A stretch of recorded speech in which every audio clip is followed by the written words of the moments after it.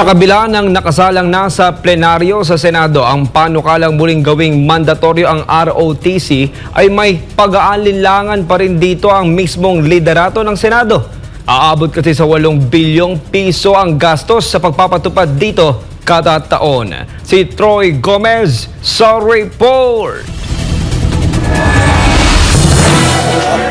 Muling naghayag ng pag-aalinlangan si Senate President Chis Escudero sa panukalang muling pagbabalik ng mandatory ROTC na nasa plenaryo na sa Senado. Ayon kay Escudero, 8 bilyong piso kada taon ang kailangan para sa pagpapatupad ng mandatory ROTC. Ito ay batay sa sinabi sa kanya ni Defense Secretary Gibot Chodoro matapos silang magpulong kamakailan. Sa dokumentong inabot ni Chodoro kay Escudero, ang 8 bilyon ay para sa personal services, training at uniform para sa mga kadete. Nanghihinayang ang senador sa nasabing halaga, aniya mas mainam kung mapupunta na lamang ito sa mga state universities at colleges. At para lubusang mapatupad ito'y magagawa lamang sa loob ng 3 taon na mangangailangan ng humigit kumulang 27 bilyong piso.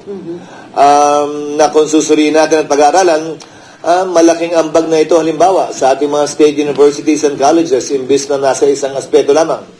Bukod dito ay problemado din aniya ang sandatahang lakas ng Pilipinas na i-accommodate ang mga graduate ng ROTC. Sa ilalim kasi ng kasalukuyang NSTP program ng gobyerno, may mahabang backlog ang AFP sa pagtanggap ng mga nag-a-apply bilang reservists. Yes, dahil may budgetary requirements bago tayo maka-accommodate ng reserves. Yan ang matagal ko nang sinasabi. Hindi pwedeng porkit naisipan ay gagawin na lamang agad natin. Dapat ituloy.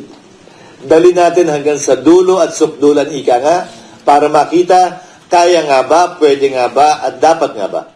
Sa kabila nito ay sinabi naman ni Escudero na hindi niya pipigilan ang pagsusulong ng mandatory ROTC bill sa Senado. Para sa Diyos at sa Pilipinas kung mahal, Troy Gomez nag-uulat, SMNI News.